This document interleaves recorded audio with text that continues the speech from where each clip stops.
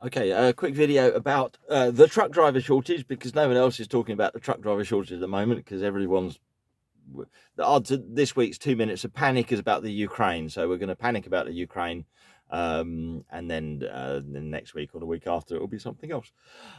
Anyway, yeah, there's still a truck driver shortage. I got job alerts coming in all of the time. I get text messages and phone calls from agencies saying, please, please come and work for us.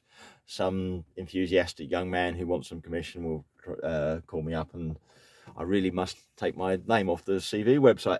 The rates seem to be going up as well. That seems to be a fairly good indicator of whether there is high demand, whether agency rates are high.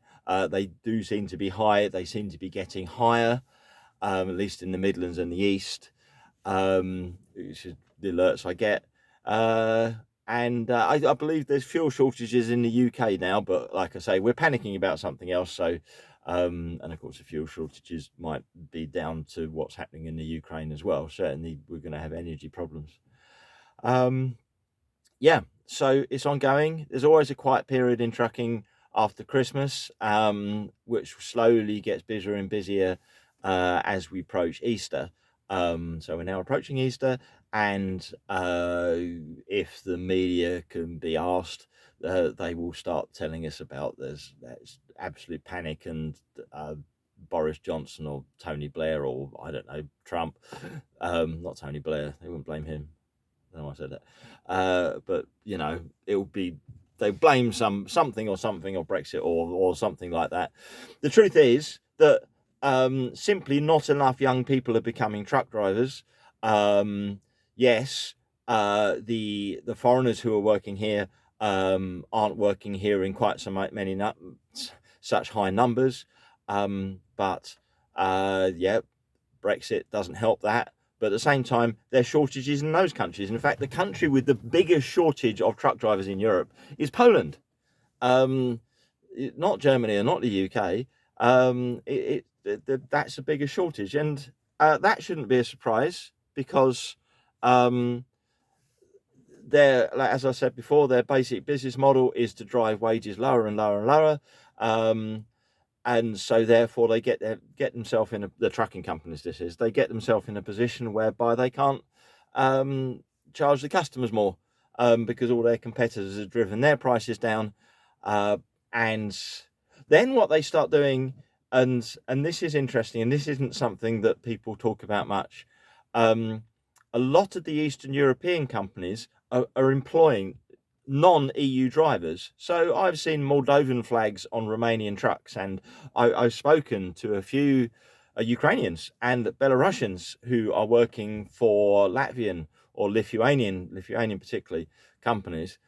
So they must have work permits and visas for those countries, and that allows them to be EU workers. So the notion that there's still this big pool of cheap Eastern European labour would appear to be less true than it used to be, because if those companies are being forced outside of their countries to find um, drivers, well, that's going to be a problem.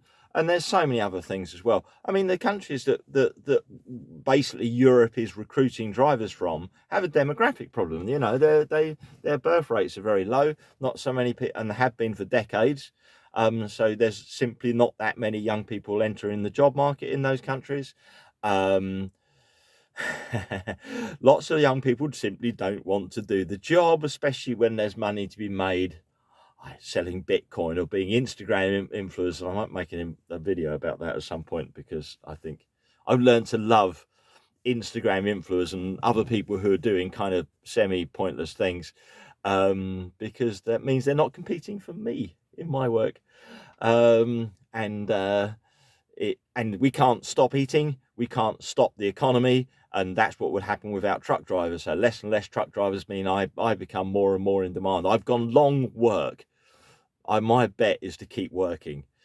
Anyway, and in the UK and in Western Europe, that's true as well. Young people, there's either easy money doing other things, or they come out of university with many of them for them kind of useless degrees, but they feel they shouldn't be doing a job like truck driver where they couldn't put that degree to use, so they end up working for in an office for less, and then getting frustrated because they can't afford a house. Well, of course they can't, because they've spent years getting into debt to do. Why am I ranting on about this? It's about the truck driver shortage, but you get the idea. There's not enough young people coming into trucking compared to the number of drivers who are leaving.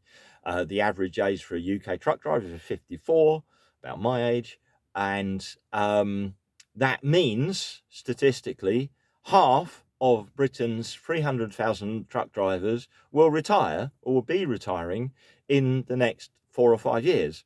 Now, unless there's going to be 150,000 young people, or some people, join the trucking labour force, there's going to continue to be a truck driver shortage.